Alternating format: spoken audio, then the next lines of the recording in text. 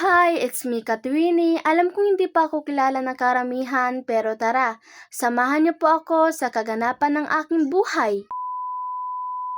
Maaga pong nagising sila tita at tito dahil nga ay namalingki sila at sa mga oras na nga na yan ay kararating na nga lang pala nila mga Katwini. Ito yung mga binili nila, alugbati, talong, okra, sili. Kailangan ko pa talaga yan isa-isahin. Paano ba naman? Wala talaga akong masabi dito sa vlog na to. Wala, hindi. Sobrang uoy. So, ayan na nga pala mga Katwini. Meron din ditong kalamansi, kalabasa, kamatis, upo, sibuyas. Na para ba mapapakanta ako dito ng bahay kubo? Bumili nga din pala sila mga Katwini ng itlog maalat at syempre hindi mawawala yung ibos na paborito ni tita. At habang nga pala ako nag-video sa mga oras na to ay nagluto na nga pala si Papa ng aming ulam ngayong umaga. Tapos na dyan magluto kaya kain po tayo mga Katwini. Nang hapon nga pala ay nandito na nga pala kami sa simbahan at hindi pa nga talaga dyan nagsisimula. Hindi na ako nakapag voice over kahapon kasi nga medyo magdidilim na din kami nakauwi ng bahay kaya ayun hindi na nga talaga ako nakapag-edit ng vlog ko. Maya-maya nga lang po mga Katwini ay nagsimula na nga pala kami dyan at testimony na nga pala sa mga oras na yan. Okay na nga pala sila Papa kaya nakasama na nga pala namin dyan sila sa pagsimba. Thank you Lord. Dumako na nga pala kami dito sa pakikinig ng salita ng Panginoon. Ito, pakinggan nyo. Amen.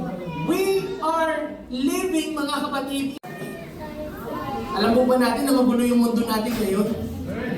Minsan ikaw nga ang gulo ng isip mo. Hindi mo alam yung gusto mong gawin. Ang gulo-gulo. Hala, bitin po talaga ang video na to mga Katwini, pero kung gusto nyo nga pala makita or mapakinggan ng mensahe na to, isearch nyo lang po ito. Pagkatapos nga pala ng aming simba mga Katwini, syempre uwian na nga pala sa mga oras na yan at hinihintay na nga lang pala namin dyan sila tita. Alam nyo po ba na almost 2 hours po talaga yung paghintay namin dito sa kanila? Huy, hindi talaga ganun kasi nga nauna na talaga kaming umuwi dito. Paano ba naman pagka-uwi nga pala namin sa mga oras na yan ay magsasayang pa nga talaga kami.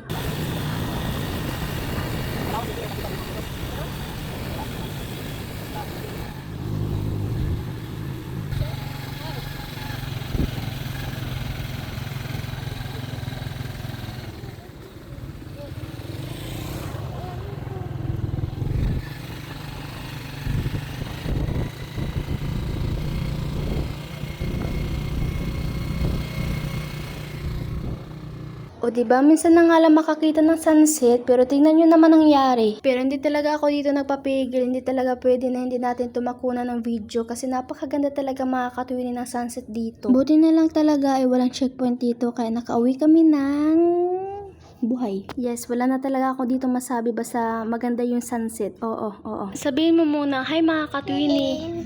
Hawagalin. Oo, yun na yun. Sige, yun na nga lang pala yung vlog ko for today's video. Thanks for watching. Bye-bye!